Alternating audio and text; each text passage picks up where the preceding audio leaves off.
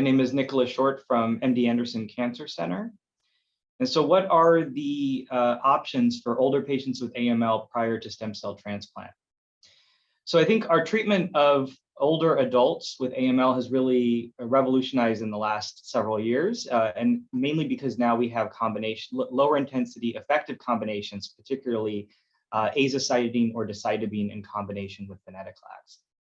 So historically, the only option for an older patient with AML was really either intensive chemotherapy, so a standard 7+3 regimen, which we typically give also to younger patients, or even supportive care, or even many patients historically were sent to hospice if they were deemed not to be eligible for, suitable for intensive chemotherapy.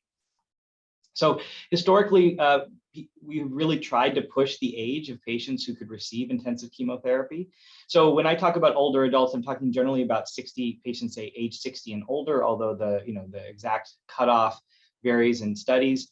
But historically, many groups have tried to push intensive chemotherapy to patients up to 70 or even 80 years of age.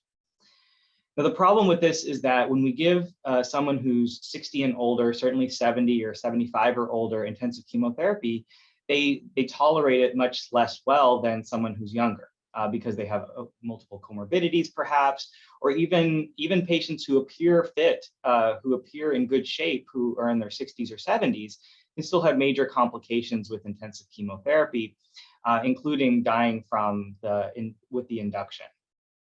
So there's really been a need to have more effective, lower intensity therapies for these patients, including even patients who might be eligible for a stem cell transplant. So then there was the development of hypomethylating agents. Those include azacitidine and decitabine. There are a number of studies looking at them in older patients who were deemed unfit for intensive chemotherapy, showing, certainly better results than we got when we gave just supportive care alone. And in some studies suggesting similar outcomes or sometimes even better outcomes with these lower intensity therapies compared to intensive chemotherapy. And then more recently, now we have, again, the approval of Venetoclax, which is an oral BCL2 inhibitor in the frontline setting in combination with either azacitidine, decitabine, or low-dose cytarabine in older patients who are deemed unsuitable for intensive chemotherapy. So the technical on-label use for Venetoclax in this setting is for patients who are 75 years of age or older, or who have a significant comorbidity that precludes safe delivery of intensive chemotherapy.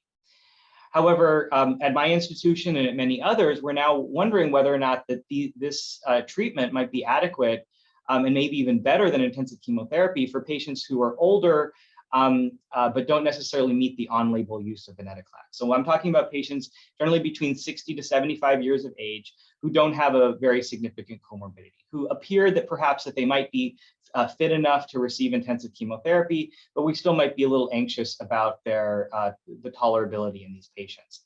And this is important because these patients between 60 to 75 years of age who are reasonably fit are also still candidates for subsequent transplant. And so historically, we also thought that we had to give these patients intensive chemotherapy and followed by transplant, and that was the only option. So now we have these lower intensity therapies. And so the question is, can we give someone who's 60 to 75 without a major comorbidity azacitidine or decitabine in combination with venetoclax followed by transplant?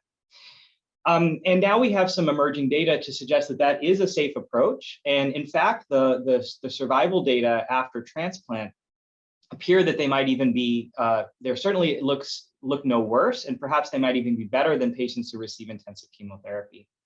So at this last ASCO meeting, our group presented data looking at patients who are 60 years of age or older and who received some form of induction treatment for AML and then went to subsequent transplant. And we divided them into patients who had received intensive chemotherapy, patients who received low intensity therapy without venetoclax, and those patients who had received low intensity therapy predominantly with decitabine or azacitidine in combination with venetoclax. And what we found is that the outcomes for those patients, the survival outcomes for those patients who received azacitidine and decitabine prior to transplant were similar or even better than those who received intensive chemotherapy. And the thought for this is many patients who, particularly older patients after receiving intensive chemotherapy, They have significant decline in their performance status. Many of them are not able to get to transplant after that, and many of them go into transplant in worse shape because of the complications that they experienced with that very intensive treatment. So the rationale is that with this lower intensity therapy, we may be able to safely bridge more patients to potentially curative stem cell transplant, even those who are, again, not the 75 and older patients who with significant comorbidities, but even those patients in this 60 to 75 year age range.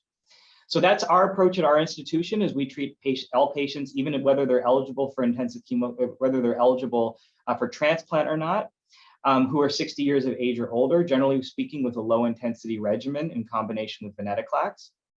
I would note that there's an ongoing study, a randomized study, looking at exactly this question, which I think will really help to kind of solidify the appropriate approach for these patients. So it's randomizing patients who are over 60 years of age, who appear to be suitable candidates for intensive chemotherapy, to receive either intensive chemotherapy with a standard 7+3 regimen, for example, or to receive a hypomethylating agent, azacitidine or decitabine plus Venetoclax.